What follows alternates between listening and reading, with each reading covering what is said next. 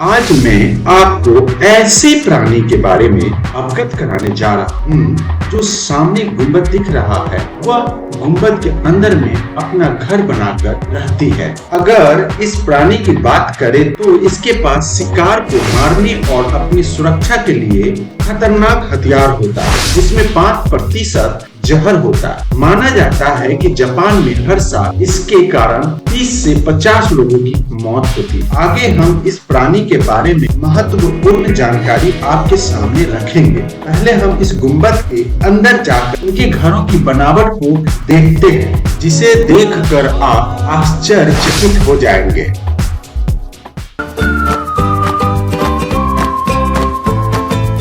यह है उसका घर, जो गुंबद के बीचों बीच एक इलेक्ट्रिक वायर को सहारा लेकर लटका हुआ है। यह एक तरह का घोंसला है। घोंसले के आकार बल्ब नुमा तथा नीचे की ओर एक संकीर्ण प्रवेश द्वार है। इसका रंग हल्के भूरे से लेकर लकड़ी नुमा रंग में इसका पैटर्न दिख रहा है। इसे ध्यान से देखने पर ऐसा लगता है कि घोंसले का निर्माण में इस्तेमाल मटेरियल एक मोटे कागज की तरह है, जो काफी हल्का है। इस घोंसला को देखकर उस जीव का वर्णन कर सकते हैं कि उसके पास दिमाग, कला और कौशल की कमी नहीं। जिस जीव के पास ये सारी चीजें हो तो अंदाजा कीजिए कि वो जीव कितना खूबसूरत, आकर्षक और आक्रामक भी होगा। यह जीव मनुष्य के नजदीक भी पहुंच सकता है, अगर हमारे पास उसके भोजन योग्य सामान उपलब्ध रहे तो।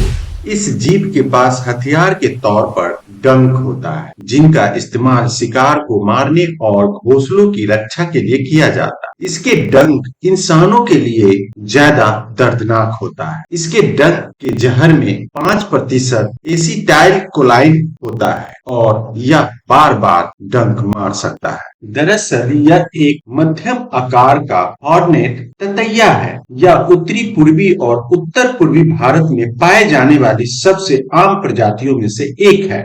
हॉर्नेट यूकोसियल ततैया में सबसे बड़े हैं और देखने में येलो जैकेट उनके करीबी रिश्तेदारों के समान है। कुछ प्रजातियां लंबाई में 5.5 सेंटीमीटर तक पहुंच सकती है। हॉर्नेट चबाए गए लकड़ी के गदे से कागज जैसी सामग्री बना के घोंसले बनाते हैं। घोंसलों में परतदार संरचना होती है, जिसमें बच्चों को पालन पोषण किया जाता है। जैसे जैसे कॉलोनी का आकार बढ़ता है, नए कंघे जोड़े जाते हैं और सेल परतों के चारों ओर एक लिफाफा बनाया जाता है, जब तक कि घोंसला पूरी तरह से ढक न जाए।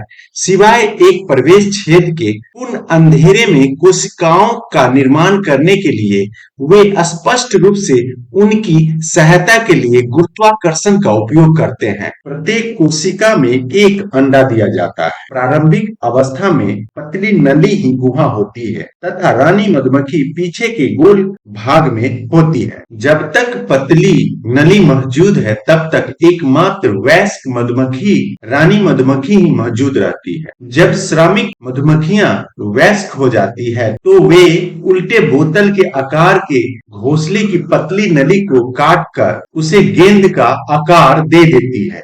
हॉर्नेट बिना किसी कठिनाई के बड़े कीटों जैसे मधुमक्खियों, टिड्डे को मार सकते हैं। शिकार पूरी तरह से चबाया जाता है और फिर वयस्क हॉर्नेट द्वारा खाए जाने के बजाय घोंसले में विकसित होने वाले लार्वा को खिलाया जाता है। हॉर्नेट अक्सर पके हुए फलों को खाने के लिए बगीचों में उड़ते हैं और फलों में छेद करके उसके गुदे में पूरी तरह से डूब जाते हैं। कोई व्यक्ति जो गलती से भोजन कर रहे हॉर्नेट के साथ फल तोड़ता है, तो हॉर्नेट द्वारा उस पर हमला किया जाता है।